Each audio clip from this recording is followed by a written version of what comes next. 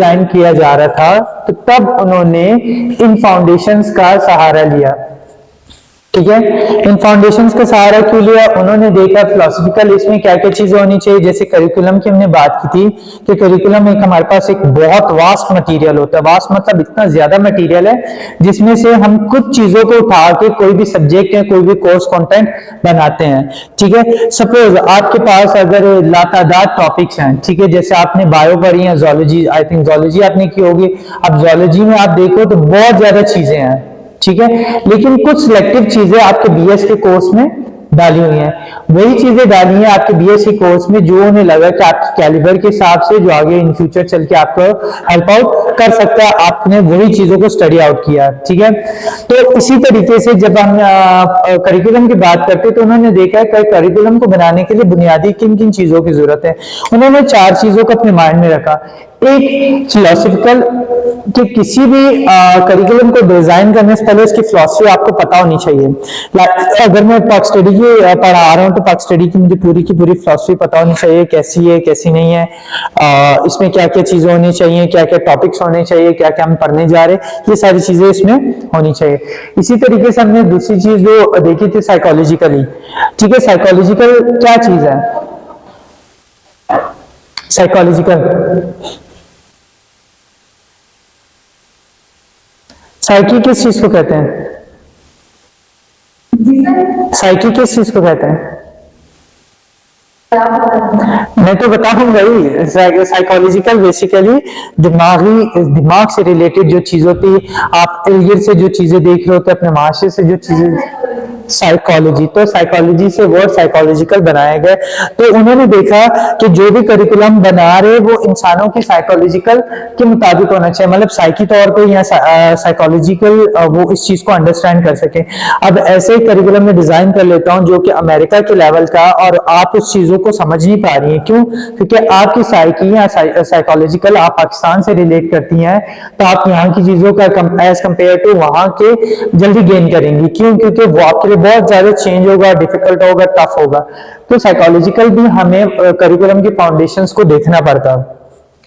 फिर हम देखते हैं हिस्टोरिकल। हिस्टोरिकल से मुराद के पास में क्या क्या चीजें हुई, क्या क्या चीजें नहीं हुई, किन किन चीजों को पर बेस्ड था ये, इसको खोलो, और किन किन चीजों को सामने रखा गया। फिर उसी तरीके से सोशल को भी हम डिस्कस करेंगे।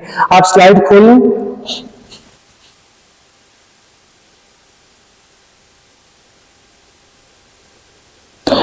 अच्छा, देखिए इसमें आपने साइकोलॉजी के बाद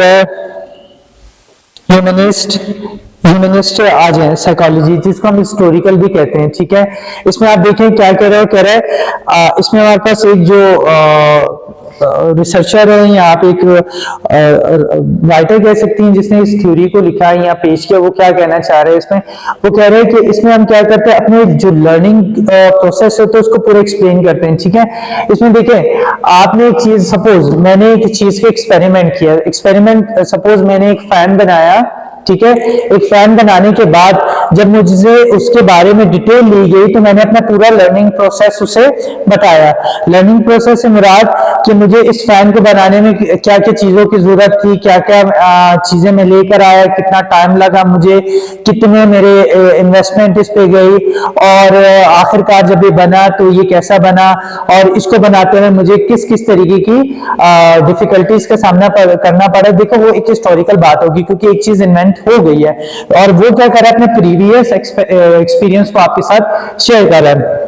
जैसे अगर आप यूनिवर्सिटी लेवल पर गई हैं तो आपसे जब यूनिवर्सिटी लेवल पर फर्स्ट डे पर आपसे कुछ ऐसे क्वेश्चंस पूछे जाते हैं जो आपके प्रीवियस क्लासेस होते हैं, इंटरमीडिएट हो गए या उससे मैट्रिक से रिलेट हो गया, तो वो आप क्या करती है, उन चीजों को आप रिमाइंड करती हैं अपने माइंड में, हिस्टोरिकल बेस्ड लेकर आती हैं। ठीक है, यहाँ आपने अभी जैसे जोलॉजी में आपने काफी रिसर्च जब की होगी तो काफी रिसर्चर्स का आपने रेफरेंस भी दिया होगा कि ये रिसर्च ये बात कहता है। ठीक है, ये रिसर्चर ने ये बात कही और इस रिसर्च में मैंने ये चीज को जस्टिफाई किया, और ये रिसर्च में ये बंदा इस चीज को हाईलाइट कर रहा है। तो वो सारी चीजें आप क्या करते किसी एक पास्ट की हिस्ट्री से उठा के आप रखते हो। तो इसी तरीके से करिकुलम को बनाते हुए उन्होंने हिस्ट्री को देखा कि प्रीवियस दौर पे क्या क्या चीजों का टैलेंट से रिलेट करता है। सपोज उस टाइम पे हमारे पास टोटल 3 सब्जेक्ट थे, इंग्लिश, उर्दू, मैथ्स। उन्होंने देखा कि यार पास्ट में तो सिर्फ 3 सब्जेक्ट्स पढ़ाए जा रहे थे, अब चलो थोड़ा सा मेंशन करता हूं, इन्होंने 2 सब्जेक्ट्स और का ऐड कर देता है, उन्होंने साइंस और सोशल स्टडीज भी ऐड कर दी। तो हिस्ट्री जो आप बैकग्राउंड पीछे जाके जिन चीजों को चेक करते हो वो भी बड़ा इंपॉर्टेंट होता है किसी भी करिकुलम को डिजाइन करने के लिए, ताकि उन्हें पता हो कि क्या चल रहा है, प्रीवियस में क्या था, प्रेजेंट में क्या, इन फ्यूचर में क्या होगा। तो ये सारी चीजों को उन्होंने सामने रखते हुए इस करिकुलम को डिजाइन किया। तो इसके बाद सोशल क्या चीज है? आपका सोशल सर्कल है? सोशल जैसे कि उसके अलावा जो घर से निकल के जो भी हमारे साथ जो भी हमारा। अच्छा, आपका सोशल सर्कल है? सोशल सर्कल लाइक फ्रेंड्स हैं, कजन्स हैं, जिनके साथ आप बहुत अटैच है, जिनके साथ बहुत फ्रीली बात करती हैं। और उन्होंने जो रिसर्चर्स थे जब करिकुलम को डिजाइन कर रहे थे तो उन्होंने देखा कि माशरती तौर पर आपके आसपास के जो लोग हैं वो इन चीजों को किस तरीके से गेन करते हैं। बात समझे?